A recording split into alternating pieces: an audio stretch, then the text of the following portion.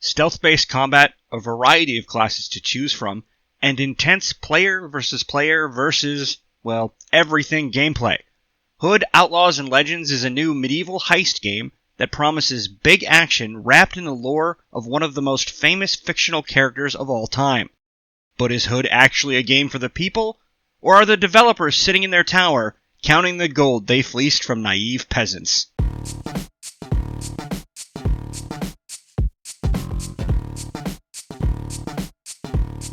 On a technical level, Hood delivers. The environments are detailed and do quite a bit to enhance the stealth aspects of the game. There are plenty of routes, hiding spots, and strategies available on every map, and that plays a big role in each match, particularly early on. All of this is greatly enhanced by the level of detail on each map, freely allowing players to take advantage of the seemingly endless supply of bushes, rubble, rocks, and other elements that litter every zone. Overall, the graphics are perfectly acceptable for a 2021 release, and we've encountered no significant graphical glitches in our time playing, and only a few moments where geometry or something in the game's physics went haywire. Sound design is solid and lends itself to the environments in both stealth and heavy action moments. The game works well on both controller and with a mouse and keyboard, although controller users across all platforms have expressed a desire for higher sensitivity settings. On PC, the game boasts thoroughly mid-tier technical requirements, making the barrier to entry for this $30 title pretty reasonable on the hardware front, especially if the player is willing to sacrifice detail to accommodate an aging setup. You may not be able to run this on your mom's Windows XP machine, but the game easily accommodates graphic cards from 5 to 7 years ago, and the minimum requirements list hardware from 2012. While there are some known glitches with the control setup, such as PC players being unable to remap the push-to-talk button, these have been acknowledged by the developers to our knowledge, and it's reasonable to expect a quick fix on simple quality of life issues like this. Hood uses a fairly straightforward control setup on all platforms. The overall number of keybinds for a PC is modest, and that makes it easy to tailor to heavily customized setups. Combat never feels hampered by the control scheme, and the game's characters do what they're told when they're told, for the most part. Actions like throwing grenades or poison gas bombs are pretty reliable, with an on-screen interface showing the targeted destination, which makes using these important gear items intuitive and immersive. Melee combat features a target lock system, which is especially helpful for the Brawler and the Mystic, helping them stay on target, particularly against the game's dodge-based classes. But even with functions like target lock, melee combat can be a crapshoot, especially for the Hunter and Ranger. While the Brawler and Mystic both benefit from big sweeping strikes in their melee combos, the game's ranged classes are much more oriented towards single target strikes, and that can leave them feeling fairly helpless when one of these attacks misses, and that opens up a prime countering opportunity for their opponent. Gameplay in Hood is billed as stealth-based, and for the first 50% of every match, it delivers. Players must be careful to avoid alerting the numerous guards of their presence, which immediately informs the other team of their exact location. Stealth kills in these phases are extremely gratifying, and each character has a small stable of unique assassination animations that are the perfect representation of their class, from John turning some hapless crossbowman's kidneys into a fine paste with his hammer, to Robin putting an arrow through the lower jaw and brain of a knight. Each match is divided into 4 unique phases. Find the sheriff, find the vault, carry the chest to an extraction, and winch the chest off the map. For the first 2, stealth gameplay rules the day for the most part. More than a few teams in matchmaking clearly didn't get the memo, but that's typically to their detriment when a squad decides to go loud right out of the gates. Once a team is carrying a chest, however, stealth combat more or less ceases to exist, especially versus the other players. The carrying team's location is usually given away by the AI guards in short order, or the opposing team already has at least a general idea of where they are and where they're headed. Instead of being a stealthy game, combat in the second half of each map turns into a run-and-gun Call of Duty-style slaughterfest. Once the chest has been loaded onto a winch, that unending slaughter focuses down into one tight area and enters a cycle of perpetual respawn and run back. With no serious death penalty beyond a more or less static respawn counter, the rewards for killing enemy players in this period amount to little more than a temporary reprieve. On most maps, even if the respawning character is coming from the most unfavorable spawn location available, they can still generally make it back to the extraction zone before any serious progress has been made in lifting the treasure chest away. In this final gore-filled phase, close-in melee combat is absolutely dominant, and fully half of the game's classes will often find themselves at the mercy of an unending kill-die-respawn cycle if they want to make any serious progress in extracting the chest or in preventing the other team from doing so. For a game that sold on stealth mechanics, the final 50% of so many matches turning into serious Sam-style gore parties is a little jarring, and it may not be what buyers were expecting from their medieval heist game. Hood's victory conditions also need to be improved. Players are rewarded for stealing the key from the sheriff, finding the vault, loading the chest, and for each tick of the chest extraction bar they complete. In the current design, it's not only possible, but actually quite common for a team to be the one that finds the key, steals the chest, loads it up, and completes all but the final phase of that extraction, and then gets a giant defeat screen at the end with minuscule rewards for that effort. Having been on both sides of this situation multiple times, I can say it's often caused by purely random circumstances, like the sheriff showing up at a bad time, or a group of heavily armored knights appearing during that final phase of extraction. To have victory or defeat rest on random circumstances like this is bad design, and it can feel outright hostile towards a team that did 95% of the work. In one instance I saw, the final scoreboard showed a match where one team completed all of those tasks, racked up a 9-1 margin of kills versus their opponents, and still lost. The best real-world equivalent here would be a football game where one team racks up a 60-0 lead, only to have their opponents kick a field goal somehow worth 100 points in the final 10 seconds of the game. This is a dangerous situation for the developers. Win conditions like this will turn people off in droves if not corrected quickly, and the internet is already buzzing with rage on this exact issue. Combat in Hood, Outlaws and Legends is extremely rewarding, right up until it isn't. Landing headshots with the ranger, pulling off that textbook assassination with the hunter, or just curb-stomping your opponent with the mystic or brawler is a genuinely satisfying experience and perhaps the most rewarding aspect of this entire game. The visuals are meaty, and the feedback you get from them and the sound design make it very obvious that yes, you just hit that guy, and yes, it hurt. But there are serious balance issues. Every attack, every sprint, and every dodge costs stamina, and the stamina available is dramatically undertuned for most characters. Instead of feeling like powerful warriors of old, as soon as the ranger or hunter engage in sustained melee combat, they're transformed into hapless geriatrics, mostly incapable of defending themselves.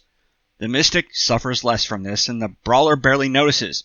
While these class-based differences in stamina make sense on paper, after all, the man with the sledgehammer is probably the hardiest one of the bunch, the practical application falls seriously short. The hunter and ranger are both locked into a dodged-based defense. Unlike their counterparts, they can't block, they can only juke the move. Each dodge move consumes a significant part of their available stamina. Unfortunately, in most instances, these dodges do not put enough distance between the player and the attacker to render that player safe, especially versus the chain of the mystic's flail or the shockwave and reach of the brawler's hammer. Even when they do, these melee classes can simply sprint to cover this lost ground, spending far less in terms of stamina, essentially nothing, to do so. This immediately puts them back into striking range. The diminishing returns here are obvious, with Robin and Marianne getting a few dodges each before exhaustion kicks in, and their now Terminator-esque foe simply closes ground again and beats them to death. The stamina math is made even worse by the fact that attacking consumes the same bar, and both Robin and Marianne's basic melees are laughably inadequate, with Robin's melee taking several recharge bars worth of stamina to incapacitate even the most basic AI opponent.